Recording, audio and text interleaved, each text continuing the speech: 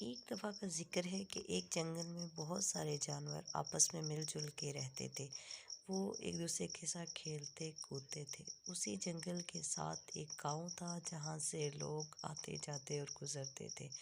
وہ لوگ ان جانوروں سے بہت پیار کرتے تھے کیونکہ وہ کسی کو کوئی تکلیف نہیں پہنچاتے تھے۔ ساتھ گاؤں سے بڑھئی اکثر وہاں پہ لکڑیاں لینے کے لیے آتے اور وہ وہاں پر بے فکر ہو کر کام کرتے رہتے۔ ایک دن اچانک وہاں ایک شیر آ گیا۔ اس شیر نے جنگل کے جانوروں کو بہت نقصان پہنچایا۔ ایک صبح کی بات ہے کہ بڑھئی لکڑیاں لینے کے لیے جنگل جا رہے تھے۔ وہ وہاں پر کام کرنے لگے کہ اچانک وہاں پر وہی شیر آ گیا۔ بڑھئی شیر کو دیکھ کر بہت ڈر گئے۔ ایک تو وہاں سے بھاگ نکلا لیکن دو شیر کے حملے سے نہ بچ سکے۔ جو بڑھئی بھاگ گیا اس نے گاؤں کے لوگوں کو جا کے ساری بات بتائی کہ کس طرح سے شیر نے اس کے ساتھیوں کو کھا لیا۔ اب گاؤں کے لوگوں نے گاؤں سے نکلنا چھوڑ دیا اور اپنے گھروں میں ہی بند رہنے لگے۔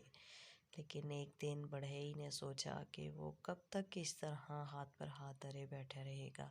اسے کام تو کرنا ہے کیونکہ اسے اپنے اور اپنے بچوں کا پیٹ پالنا ہے۔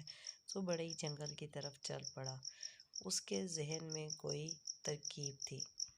بڑھئی نے جنگل جا کر اپنا کام کرنا شروع کر دیا۔ اس نے بہت ساری لکڑیاں کاٹی اور ان سے کچھ بنانے لگا۔ بڑھئی نے بالآخر ایک مضبوط پنجرا تیار کر لیا۔ اتنی دیر میں وہ شیر وہاں آ نکلا۔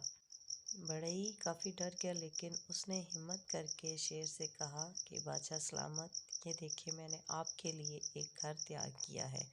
آپ جنگل کے بادشاہ ہیں، اس لیے آج سے اس گھر میں آپ رہیں گے۔ تو شیر بولا کہ میں اتنے چھوٹے پنجرے میں کیسے رہ سکتا ہوں؟ بڑھئی نے بولا کہ مہربانی کر کے آپ ایک دفعہ اس کے اندر آ کر چیک کر لیں، اگر یہ چھوٹا ہوا تو میں اسے مزید بڑا کر دوں گا۔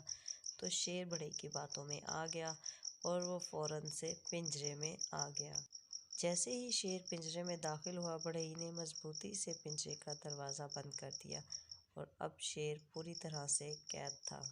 بڑھئی نے پنجرے کو اپنی گاڑی پر لادا اور گاؤں والوں کے پاس لے گیا۔ سب گاؤں والے شیر کو قید دیکھ کر بہت خوش ہوئے اور بڑھئی کی عقل مندی کی داد دینے لگے۔ دیکھا بچوں، بڑھئی کی عقل مندی کی وجہ سے تمام گاؤں والوں نے اور جنگل والے جانوروں نے شیر سے چھٹکارا حاصل کر لیا۔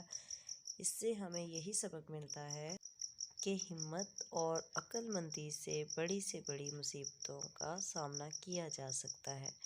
ہاں تو بچوں، آج کی کہانی آپ کو پسند آئی؟ ہماری اگلی نئی ویڈیو دیکھنے کے لیے ہمارے چینل کو سبسکرائب کریں، لائک اور شیئر بھی کریں۔ تو ملتے ہیں ایک نئی ویڈیو کے ساتھ، اپنا خیال رکھیے گا۔